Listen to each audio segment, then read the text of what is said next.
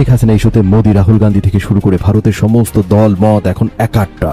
আর এই একজোট হওয়ার পিছনে লুকিয়ে আছে ঢাকাকে ঘিরে তাদের এক মহা মাস্টার প্ল্যান। দর্শকরা ভাবছেন শেখ হাসিনা ইস্যু হয়তো সময়ের সাথে সাথে থিতিয়ে যাবে। যদি তাই ভেবে থাকেন তবে আপনি চরম ভুল করছেন। কূটনীতির ময়দানে যে খেলা এখন চলছে তার খবর বাইরে খুব কমই আসছে। সাবেক রাষ্ট্রদূত এবং বিভিন্ন কূটনৈতিক শক্তির বরাত দিয়ে জানা গেছে ভারতের রাজনৈতিক মতপার্থক্য হাজার হাজার থাকতে পারে, বিজেপি আর কংগ্রেসের মধ্যে সংঘাত থাকতে পারে, কিন্তু শেখ হাসিনার নিরাপত্তা ও তার মর্যাদা রক্ষায় পুরো ভারতের সরকার, বিরোধী দল এবং আঞ্চলিক দলগুলো আজ এক সুতোয় বাঁধা। সব জল্পনা কল্পনার অবসান ঘটিয়ে শেখ হাসিনা কি সত্যি ফিরবেন? দিন যত যাচ্ছে শেখ হাসিনাকে ফেরানোর আয়োজন তত শক্তিশালী হচ্ছে এবং আয়োজন বড় থেকে আরো বড় হচ্ছে এবং আয়োজন ধীরে ধীরে সামনের দিকে এগোচ্ছে। মহা আয়োজনের যে কথা আমি বলেছি যে শেখ হাসিনাকে দেশে ফেরাতে মহা আয়োজন, সেই মহা আয়োজনের এক একটা চ্যাপ্টার সফলভাবে সম্পন্ন হচ্ছে। নতুন আরেকটা চ্যাপ্টার ওপেন হয়েছে, আমি সেটা নিয়ে আলোচনা করব। বিদ্যুতের গতিতে ছোটই আসতেছে তারেকের দুনিয়া। বেইমানি এবং প্রতারণার জন্য ডেভিল ইনুস ও ফেসিস্ট তারেকের করুণ পরিণতি ইতিহাস হয়ে থাকবে। তারেকের করুণ পরিণতি দেখে ভবিষ্যৎ নেতৃত্বকেও শিক্ষা নিতে হবে। এই নিউজটা একটু ভালো করে দেখেন। দক্ষিণ এশিয়ার 11টা দেশ নিয়ে সামরিক মহড়া করতে যাইতেছে দিল্লি, কিন্তু তালিকায় নাম নাই বাংলাদেশ। তাহলে বুঝতে পারতেছেন খেলা কোন দিক দিয়ে যাইতেছে। 30 নম্বর বাঙালির আতুর ঘর, ওটি শেখ হাসিনার শুধু বাবার বাড়ি না, ওটি আমার বাড়ি, আপনার বাড়ি, সবার বাড়ি, আমাদের মুক্তিযুদ্ধের আতুর ঘর। সেই ঘরে তারা আপনার বুলডোজার দিয়ে আঘাত করেছে। 7 দিনের মধ্যে যদি সরকার কোনো দৃশ্যমান পদক্ষেপ না নেয় তাহলে আমাদের বাধ্য হব আমরা মহামান্য হাইকোর্ট ডিভিশনে রিট পিটিশন দায়ের করার জন্য। প্রিয় দর্শক, এতক্ষণ দেখেছেন ভিডিওর বিশেষ অংশ, এখন দেখবেন মূল ভিডিও। দর্শক, মূল ভিডিওতে চলে যাবো। মূল ভিডিওতে চলে যাওয়ার আগে আপনাদেরকে ছোট্ট করে একটি অনুরোধ করবো, আপনারা যদি এই ধরনের রাজনৈতিক ভিডিও পছন্দ করে থাকেন তাহলে আমাদের চ্যানেলটি সাবস্ক্রাইব করুন এবং নিত্য নতুন এই ধরনের রাজনৈতিক ভিডিও সবার আগে পেতে হলে আমাদের ভিডিওতে ছোট্ট করে একটি লাইক দিয়ে পাশে থাকা বেল আইকনটিতে অল দিয়ে রাখুন। দর্শক, কথা না বাড়িয়ে চলেন এবার আমরা মূল ভিডিওতে চলে যাই। শেখ হাসিনা ইস্যুতে মোদি, রাহুল গান্ধী থেকে শুরু করে ভারতের সমস্ত দল মত এখন একাট্টা। আর এই একজোট হওয়ার পিছনে লুকিয়ে আছে ঢাকাকে ঘিরে তাদের এক মহা মাস্টার প্ল্যান। দর্শকরা ভাবছেন শেখ হাসিনা ইস্যু হয়তো সময়ের সাথে সাথে থিতিয়ে যাবে। যদি তাই ভেবে থাকেন তবে আপনি চরম ভুল করছেন। কূটনীতির ময়দানে যে খেলা এখন চলছে তার খবর বাইরে খুব কমই আসছে। সাবেক রাষ্ট্রদূত এবং বিভিন্ন কূটনৈতিক শক্তির বরাত দিয়ে জানা গেছে ভারতের রাজনৈতিক মতপার্থক্য হাজার হাজার থাকতে পারে, বিজেপি আর কংগ্রেসের মধ্যে সংঘাত থাকতে পারে, কিন্তু শেখ হাসিনার নিরাপত্তা ও তার মর্যাদা রক্ষায় পুরো ভারতের সরকার, বিরোধী দল এবং আঞ্চলিক দলগুলো আজ এক সুতোয় বাঁধা। প্রশ্ন হচ্ছে কেন ভারতের রাজনৈতিক দলগুলো কেন অন্য যে কোনো আঞ্চলিক কূটনৈতিক বিষয়ের চেয়ে শেখ হাসিনা ইস্যুতে এতটা কঠোর এবং একতাবদ্ধ? এর উত্তর লুকিয়ে আছে দক্ষিণ এশিয়ার ভূ রাজনীতি এবং ভারতের নিজস্ব নিরাপত্তার সমীকরণে। একটু গভীরভাবে চিন্তা করে দেখুন, গত 25 থেকে 30 বছরে কি কখনো এমনটা দেখা গেছে যে ভারতের আন্তর্জাতিক গোয়েন্দা সংস্থা র এবং এর শীর্ষ প্রধান প্রকাশ্যে বাংলাদেশে এসেছে? ইতিহাস কিন্তু এমন নজির সহজে দেখায় না, কিন্তু সম্প্রতি দিল্লিতে ও ঢাকায় যে ধরনের পর্দার আড়ালে তৎপরতা চলছে তা স্পষ্ট বলে দিচ্ছে ভারতের জন্য এটি কোনো সাধারণ রাজনৈতিক ঘটনা নয়, এটি সরাসরি তাদের নিরাপত্তা এবং অস্তিত্বের প্রশ্ন। ভারত সরকার খুব ভালোভাবেই জানে বাংলাদেশে স্থিতিশীলতা বজায় রাখতে এবং উত্তর পূর্ব ভারতের সীমান্ত সুরক্ষিত রাখতে শেখ হাসিনার নেতৃত্ব কতটা জরুরি ছিল। ঢাকার ক্ষমতার সমীকরণে যখনই স্টেবিলাইজেশন বা ক্ষমতার ভারসাম্য ছিল না বা অস্থিরতা তৈরি হয়, তখনই ভারতের সিকিউরিটি অ্যালার্ট লাল হয়ে ওঠে। ভারতের অভ্যন্তরীণ নিরাপত্তার ক্ষেত্রে যে হুমকি তৈরি হতে পারে তা আর কোনো অবস্থাতেই বরদাস্ত করবে না। আর ঠিক এই জায়গাতেই ভারতের বিরোধী দল কংগ্রেস কিংবা রাহুল গান্ধী মোদী সরকারের থেকে একটু আলাদা নয়। অর্থাৎ দিল্লিতে দলই যাই থাকুক না কেন, বাংলাদেশের ক্ষেত্রে ভারতের জাতীয় নীতি একটাই, তারা তাদের নিরাপত্তার জন্য সবচেয়ে নির্ভরযোগ্য হাত হিসেবে শেখ হাসিনাকেই চেনে এবং মানে। রাজনৈতিক বিশ্লেষকদের একাংশ বলছেন ঢাকার ক্ষমতা বদলের পর ভারতের বাণিজ্যিক স্বার্থে সাময়িক কোনো বড় প্রভাব না পড়লেও তাদের আসল দুশ্চিন্তা হলো আঞ্চলিক প্রভাব বিস্তার করা প্রতিবেশীদের নিয়ে। তিস্তা প্রকল্প কিংবা উত্তরাঞ্চলের ভূ রাজনৈতিক গুরুত্ব ভারতের জন্য অত্যন্ত সংবেদনশীল। চীন যখনই এই অঞ্চলে আধিপত্য বিস্তার করতে চেয়েছে, ভারত তখনই সতর্ক হয়েছে। আর এই পুরো আন্তর্জাতিক খেলায় ভারত খুব ভালো করেই জানে ক্ষমতার ভারসাম্য বজায় রাখা এবং ভারতীয় স্বার্থ অক্ষুণ্ণ রাখার একমাত্র মাস্টার কি হচ্ছে শেখ হাসিনা। শেখ হাসিনাকে ছাড়া বাংলাদেশ ও ভারতের মধ্যকার এই বিশাল দ্বিপাক্ষিক সমীকরণ দীর্ঘমেয়াদে চালানো যে ভারতের জন্য প্রায় অসম্ভব, তা দিল্লির সাউথ ব্লক খুব ভালো করে অনুধাবন করতে পেরেছে। আর সেই কারণেই ভারতের পররাষ্ট্রমন্ত্রী থেকে শুরু করে কূটনৈতিক মহল সবাই একটি বিষয় ইঙ্গিত দিচ্ছে, ভারত কখনোই সংলাপের রাস্তা বন্ধ করবে না এবং শেখ হাসিনা ইস্যুতে তারা কোনো ধরনের বাইরের চাপে নতি স্বীকার করবে না। অনেকেই ভাবছেন আইনি জটিলতা বা আন্তর্জাতিক চাপের কারণে বুঝি শেখ হাসিনাকে নিয়ে ভারত কোনো আপোষ করবে, কিন্তু কূটনীতির আসল সত্য হলো ভারত সরকার ও সে দেশের সমস্ত রাজনৈতিক দল একটি বিষয়ে সম্পূর্ণ একমত যে তাদের পররাষ্ট্র পররাষ্ট্রনীতি ও দেশের নিরাপত্তা কোনো সুনির্দিষ্ট চুক্তি বা শর্তের উপর নির্ভর করে না। ভারতের হাইকমিশনারও নানা সময় ইঙ্গিত দিয়েছেন যে দুই দেশের সম্পর্ক এবং ক্ষমতার যে ভারসাম্য তা আবার আগের জায়গায় ফেরাতে একটি শক্তিশালী রাজনৈতিক সমাধানের বিকল্প নেই। বড় বড় সংবর্ধনা বা আনুষ্ঠানিকতার চেয়ে কাজের কাজ এবং দীর্ঘমেয়াদী স্থিতিশীলতাই হলো আসল কথা। ইতিহাস সাক্ষী এই উপমহাদেশে কূটনীতির মোড় যে কোনো সময় ঘুরে যেতে পারে।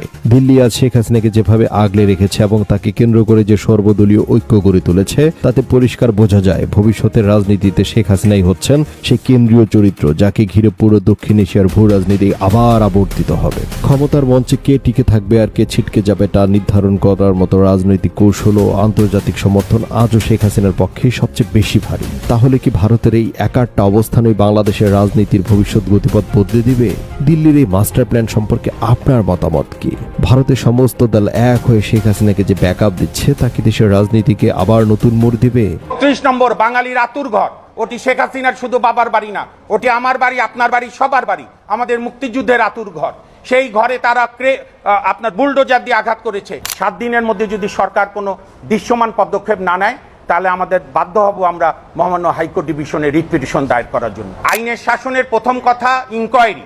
ডক্টর মোহাম্মদ ইউনূসের যে দীর্ঘ অপরাধের তালিকা, একটা হচ্ছে হার্ম ট্র্যাজেডি, ভ্যাকসিন না এনে, number 2 highest corruption. Even doctor ইউনূসের বন্ধু ডক্টর ইফতেখারুজ্জামান বলেছে ইউনূসের আমলে ৪৫% বেশি টাকা পাচার হয়েছে সুইস ব্যাংকে। তৃতীয়ত হচ্ছে আমাদের সর্বোচ্চ আইন সংবিধান, সেই সংবিধানের আর্টিকেল 24-23-তে আছে জাতীয় সাংস্কৃতিক ঐতিহ্য রাষ্ট্র রক্ষা করবে, ঐতিহাসিক স্মৃতিস্তম্ভ জাতির হৃদস্পন্দন স্মৃতিস্তম্ভ রক্ষা করবে। ইউনূসের আমলে আমরা দেখেছি মুক্তিযুদ্ধের সমস্ত স্তম্ভকে মবের মাধ্যমে সে ভাঙিয়ে দিয়েছে। ৩২ নম্বর বাঙালির আতুর ঘর, ওটি শেখ হাসিনার শুধু বাবার বাড়ি না, ওটি আমার বাড়ি, আপনার বাড়ি, সবার বাড়ি, আমাদের মুক্তিযুদ্ধের আতুর ঘর। সেই ঘরে তারা আপনার বুলডোজার দিয়ে আঘাত করেছে, আর্টিকেল 24-এর ভায়োলেশন। এবং ইউনূস সাহেবের বিরুদ্ধে অভিযোগের অন্ত নাই। আপনাদের কাছে দেওয়া হয়েছে মেহরবানি করে আমাদের প্যারাগ্রাফ 6-এর সিরিয়াল ধরে আমরা বলেছি ওনারা কি কি ওনার বিরুদ্ধে অভিযোগ, এবং আপনার সমস্ত বিতর্কিত লোককে নিয়োগ, নিজের ভাই ব্রাদার আত্মীয়তা, সবচেয়ে বড় যে পরিবেশটা উনি যে প্রতিষ্ঠান থেকে উনি নষ্ট করেছেন, যে রাজনৈতিক সরকার কোনো কারণে ব্যর্থ হলে বাংলাদেশের মানুষের একটা আস্থা ছিল যে কেয়ারটেকার বলেন, অন্তর্বর্তীকালীন বলেন কিংবা অস্থায়ী সরকার বলেন। 90-এর গণভ্যুত্থানের পর আমরা শাহাবুদ্দিন সাহেবকে দেখেছি সাফল্যের সঙ্গে সরকার পরিচালনা করেছে। পরবর্তীকালে 96 সালে দেখেছি জাস্টিস হাবিবুর রহমান শেলী সাহেব সরকার পরিচালনা করেছে। এইভাবে 2001 ইভেন 2008-এ কিন্তু ডক্টর মোহাম্মদ ইউনূস অন্য অনেক কিছু নষ্টের পাশাপাশি অ্যাডিনটেরিম বা তত্ত্বাবধায়ক বা অস্থায়ী সরকারের কনসেপ্ট নষ্ট করেছে। আমি শেষ করতে চাই শেষ ব্রিফিং দিয়ে, বাংলাদেশের যত সরকার প্রধান হয়েছে, জাতির জনক বঙ্গবন্ধু শেখ মুজিবুর রহমান, খন্দকার মোস্তাক আহমেদ, শহীদ রাষ্ট্রপতি জিয়াউর রহমান, পল্লীবন্ধু হোসেন মোহাম্মদ এরশাদ, দেশ নেত্রী বেগম খালেদা জিয়া, বঙ্গবন্ধু কন্যা শেখ হাসিনা, সবার চিফ এক্সিকিউটিভরা যে ন্যূনতম ছোটোখাটো সুবিধা নিয়েছে সেইটা মাটির এইখানে পড়ে থাকবে। আর ইউনূস সাহেবের অবৈধ সুবিধায় আকাশ ছুঁয়ে যাবে, সেই কবিতার মতো নাদের আলী ছাদ চূর্ণ করে আকাশে উড়ে যাবে। এই কারণে যেহেতু মাননীয় প্রধানমন্ত্রী, বাংলাদেশের সম্মানিত প্রধানমন্ত্রী জনাব তারেক রহমান জাতির উদ্দেশ্যে প্রথম ভাষণে বলেছেন, অসাধারণ কথা বলেছেন, যে দিন শেষে আইনের শাসনই হবে আমার সরকারের শেষ কথা। আর আইনের শাসনের পূর্ব শর্ত হচ্ছে যে কোনো অভিযোগ উঠলে একটি নিরপেক্ষ ইনকোয়ারি করা। আমরা সেই ইনকোয়ারি চাই, এবং ইনকোয়ারির সময় যেন ডক্টর মোহাম্মদ ইউনূস সাহেব দেশ ছেড়ে যেতে না পারে, কারণ তার পালানোর প্রবণতা আছে, অতীতে বহুবার পালিয়ে গেছে। আমরা আপনাদের মাধ্যমে জাতির কাছে জানাতে চাই, এই 7 দিনের মধ্যে ওনার উপর রেস্ট্রিকশন ইম্পোজ না করলে আমাদের কাছে ইনস্ট্রাকশন, আমাদের সিনিয়র অ্যাডভোকেট মোহাম্মদ মহসিন রশিদ এবং ব্যারিস্টার এম আশরাফুল ইসলাম এই ড্রাফটটা চমৎকার করেছে। আমরা অলরেডি রেস্টিভি জিপি করে দিয়েছি, কুরিয়ারও চলে গেছে। 7 দিনের মধ্যে যদি সরকার কোনো দৃশ্যমান পদক্ষেপ না নেয় তাহলে আমাদের বাধ্য হব আমরা মহামান্য হাইকোর্ট ডিভিশনে রিট পিটিশন দায়ের করার জন্য। সব জল্পনা কল্পনার অবসান ঘটিয়ে শেখ হাসিনা কি সত্যি ফিরবেন? দিন যত যাচ্ছে শেখ হাসিনাকে ফেরানোর আয়োজন তত শক্তিশালী হচ্ছে, এবং আয়োজন বড় থেকে আরো বড় হচ্ছে, এবং আয়োজন ধীরে ধীরে সামনের দিকে এগোচ্ছে। মহা আয়োজনের যে কথা আমি বলেছি, যে শেখ হাসিনাকে দেশে ফেরাতে মহা আয়োজন, সেই মহা আয়োজনের এক একটা চ্যাপ্টার সফলভাবে সম্পন্ন হচ্ছে, নতুন আরেকটা চ্যাপ্টার ওপেন হয়েছে। আমরা সেটা নিয়ে আলোচনা করব। আমি বিরাট প্রস্তুতি অলরেডি সম্পন্ন হয়েছে। প্রস্তুতি কিভাবে চলছে, কতদূর এগিয়েছে আমরা দেখছি। তারপরও আমরা বলবো যে ভয় পাবেন না, কারণ দিন শেষে এইসব আয়োজনে কাজ হবে না। শেখ হাসিনা ফিরতে পারবে না। শেখ হাসিনাকে ঠেকাবে শিবিরের কারণে শেখ হাসিনা আসতে পারবে না। তরুণরা শেখ হাসিনাকে ঠেকিয়ে দেবে। কিন্তু তারেক রহমান, সেনাবাহিনী, প্রশাসন, বিচার বিভাগ নিয়ে ভয় আছেন যে তারা কি না কি করে, কারণ এখানে মারাত্মক মাইন্ডকে চিপে পড়েছেন। তারেক রহমান যে বলেছে সামনে কঠিন সময় অপেক্ষা করছে, কেন এই কঠিন সময়ের কথা বলছে এটার আরেকটা রহস্য এই আলোচনার মধ্যে পাবেন। তো শেখ হাসিনার পদত্যাগ নিয়ে নতুন রহস্য সামনে এসেছে। তো এই যে রহস্য সামনে আনা, এটা শেখ হাসিনাকে ফেরানোর একটা প্রকল্প। মানব জমিনের সম্পাদক মতিউর রহমান চৌধুরী তিনি বলছেন, ভ্যানিটি ব্যাগে করে 3 পৃষ্ঠার পদত্যাগ পত্র নিয়ে গেছেন শেখ হাসিনা। এখন শেখ হাসিনার পদত্যাগ পত্র নিয়ে মতিউর রহমান চৌধুরী এখন এই আলোচনাটা কেন সামনে এনেছেন? কারণ মতিউর রহমান চৌধুরী ভারতের লোক। যারা জানেন না তাদের অবগতির জন্য জানাচ্ছি, মতিউর রহমান চৌধুরী ভারতের লোক, ভারতের রয়্যাল এজেন্ট, ভারতের প্রেসক্রিপশন অনুযায়ী কাজ করছেন। শুধু মতিউর রহমান চৌধুরী না, দেখবেন যে কিছু লোক আছে হঠাৎ করে সাক্ষাৎকার দিচ্ছে, আওয়ামী সুবিধাভোগী, ঘাপটি মেরে থাকা আওয়ামী লীগ বা ভারতপন্থী, সব ভারতপন্থী এই লোকগুলো যারা অন্তর্বর্তীকালীন সরকারে ছিল বা বিভিন্ন জায়গায় ছিল, এরা হঠাৎ করে বিভিন্ন ভারতপন্থী মিডিয়া তাদের সাক্ষাৎকার নিচ্ছে, মার্কিনপন্থী মিডিয়া তাদের সাক্ষাৎকার নিচ্ছে। তো এই যে হঠাৎ চুপচাপ, যেমন তৌহিদ হোসেন হঠাৎ তাকে সামনে আনা এবং আওয়ামী লীগ ফিরবে এই কথা বলানো তার মাধ্যমে, এগুলো ভারতের প্ল্যানের অংশ। পিনাকি ভট্টাচার্য এই কারণেই তো তৌহিদ হোসেনকে শ্রী শ্রী তৌহিদ হোসেন প্রভুপাদ নাম দিয়েছে, কারণ কিন্তু ভারতীয় মাল। ভারত এই মাস্টার প্ল্যান করছে শেখ হাসিনাকে বাংলাদেশে ফেরানোর। যুক্তরাষ্ট্র এখানে আছে। এখন ভারতের যত মেকানিজম আছে, ভারতের সফট পাওয়ার কিন্তু মারাত্মক। পৃথিবীর এমন কোন জায়গা নেই যেখানে ভারতের লোক নেই। ভারতের সফট পাওয়ার আনইমাজিনেবল। যুক্তরাষ্ট্রের, ইউরোপের প্রথম সারি সবগুলো টেক জায়ান্টের এমডি, সিইও সব ভারতের। ভারত অনেক কিছু করতে পারে, যুক্তরাষ্ট্রকে প্রভাবিত করতে পারে, এবং বাংলাদেশ ইস্যুতে বারবার ভারত যুক্তরাষ্ট্রকে প্রভাবিত করেছে। সর্বশেষ 7 জানুয়ারি নির্বাচন বিষয়ে যুক্তরাষ্ট্রকে ম্যানেজ করেছে ভারত। 14 সালে যুক্তরাষ্ট্রকে ম্যানেজ করেছে ভারত, 18 সালে ম্যানেজ করেছে ভারত। তো ভারত এত ঠুনকো নয়, মারাত্মক কিছু পারে, এদের ক্যাপাসিটি আছে, এটা স্বীকার করতে হবে। দিন শেষে বাংলাদেশের জনগণের সাথে পারবে না। আর বাংলাদেশের মূল লড়াই এটাই, ভারতের আধিপত্যবাদ ভার্সাস বাংলাদেশের জনগোষ্ঠীর আকাঙ্ক্ষা। এই দুইটি হচ্ছে বাংলাদেশের রাজনীতির মূল পয়েন্ট, এবং এই জায়গায় তরুণরা জীবন দিয়ে হলেও বাংলাদেশ রক্ষা করবে। এই জন্য টেনশনের কিছু নাই। এরই অংশ হিসাবে ভারতের দালাল, মানব জমিনের সম্পাদক মতিউর রহমান চৌধুরী, আপনারা দেখেছেন যে ইউনূস সরকার ক্ষমতা আসার পর কিভাবে ইউনূস সরকারের বিরুদ্ধে লেগেছিল এবং চুপ্পুকে কিভাবে ডিফেন্ড করেছিল। এই চুপ্পুর ঘনিষ্ঠ বন্ধু, তো চুপ্পুর ঘনিষ্ঠ বন্ধু এ তো ওই একই গোডাউনের মাল হবে।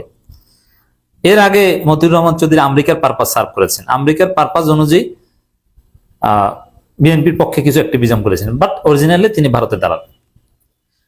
তো এখন শেখ হাসিনা তার পদত্যাগপত্র ভ্যানিটি ব্যাগে নিয়ে গিয়েছেন, চুপ্পুর দরবারে আছে কি নাই এইসব বিষয়ে তার এখন বলার দরকারটা কি? এখন বললে এটা নিয়ে তো আওয়ামী লীগের উজ্জীবিত হয়। হ্যাঁ, ভারত তার মাধ্যমে বলাচ্ছে, তিনি বলছেন যে ভ্যানিটি ব্যাগে করে 3 পৃষ্ঠার পদত্যাগপত্র নিয়ে গেছেন শেখ হাসিনা। তো এই আলোচনার সামনে আনাটাই হচ্ছে একটা ভারতীয় প্রজেক্ট, নাম্বার 1। দ্বিতীয় হচ্ছে, আসলেই এটা নিয়ে বিএনপি কঠিন পরিস্থিতিতে পড়বে।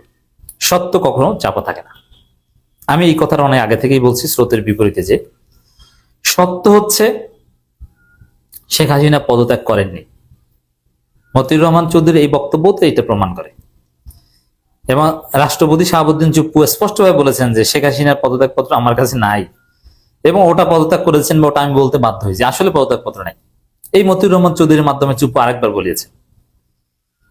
এখন দেখেন সংকটটা কি। এই যে মহা আয়োজন বলছি, শেখ হাসিনা দেশে ফিরবেন এটা বলছি, শেখ হাসিনা এয়ারপোর্টে নেমে জাস্ট যদি এটুকু বলেন যে ঠিক আছে ভাই, আমাকে মেরে ফেলেন, কিন্তু আমি যে পদত্যাগ করেছি, আপনারা যে পদত্যাগ পত্রের উপর ভিত্তি করে সরকার গঠন করেছেন সেই পদত্যাগটা দেখান। এই পদত্যাগ পত্র অনলাইনে হোক অফলাইনে হোক, এবং এটা অফলাইনেই দাবি করেছে, অবশ্যই রাষ্ট্রপতি দরবারে আছে, তাহলে দেখাতে পারবে, কোশ্চিন কালও দেখাতে পারবে না। কারণ পদত্যাগপত্র নাই, পদত্যাগ করেন নাই শেখ হাসিনা। পদত্যাগপত্র হয়তো লিখেছেন কিন্তু জমা দেননি, বেনেটিক ব্যাগ করে লিখে নিয়ে গেছে।